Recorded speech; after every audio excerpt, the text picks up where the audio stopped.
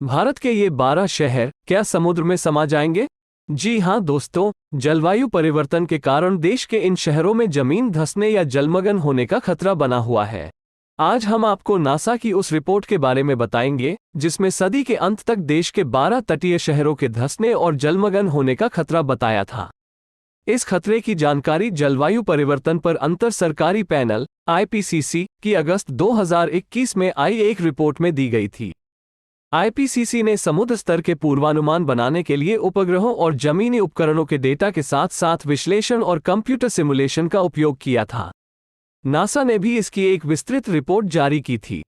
जलवायु परिवर्तन रिपोर्ट की चेतावनी में शताब्दी के अंत तक मुंबई, चेन्नई, कोची और विशाखापट्टनम जैसे शहरों के लगभग 3 फीट धंसने की बातें कही गई थीं। अंतरिक्ष एजेंसी नासा ने कुल 12 भारतीय शहरों की पहचान की थी जो जलवायु परिवर्तन और बढ़ते समुद्र के स्तर का खामियाजा भुगतने का जोखिम रखते हैं। रिपोर्ट में बताया गया था कि एशिया के आसपास समुद्र का स्तर औसत वैश्विक दर की तुलना में तेज गति से बढ़ रहा है। इसके अलावा ये भी कहा गया था कि समुद्र के जल स्तर में जो अत्यधिक परिवर्तन पहले 100 वर्षों में एक बार देखा जाता था, वो 2050 तक हर 6 से 9 वर्षों में एक बार हो सकता है। नासा के प्रोजेक्शन टूल में दुनिया भर का नक्शा बनाकर दिखाया गया है कि किस साल दुनिया के किस हिस्से में कितना समुद्री जलस्तर बढ़ेगा। IPCC हर 5 से 7 साल में दुनिया भर में पर्यावरण की स्थिति की रिपोर्ट देता है। इस बार की रिपोर्ट बहुत भयावह है।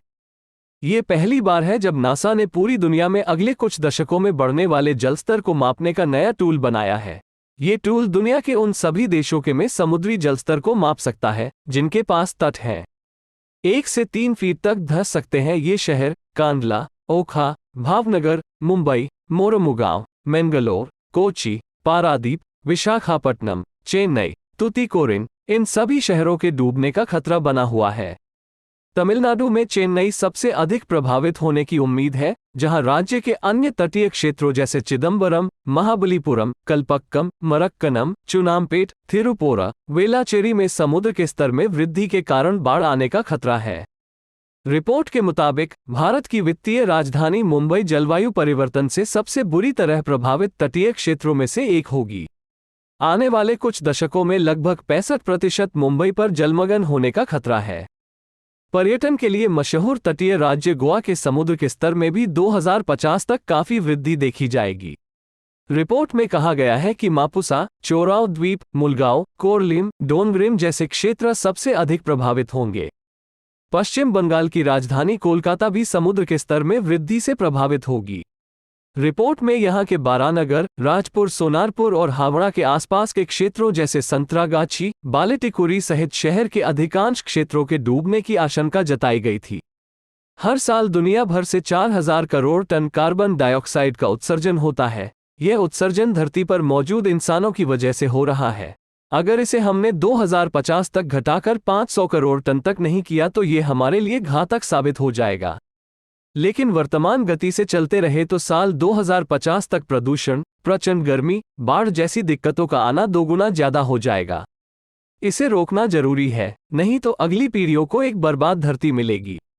नासा के एडमिनिस्ट्रेटर बिल नेल्सन ने कहा कि नासा का ये सी लेवल प्रोजेक्शन टूल दुनिया भर के नेताओं, वैज्ञानिकों को ये बताने के लिए काफी है कि अगली सदी तक हमारे कई देश जमीनी क्षेत्रफल में छोटे हो जाएंगे।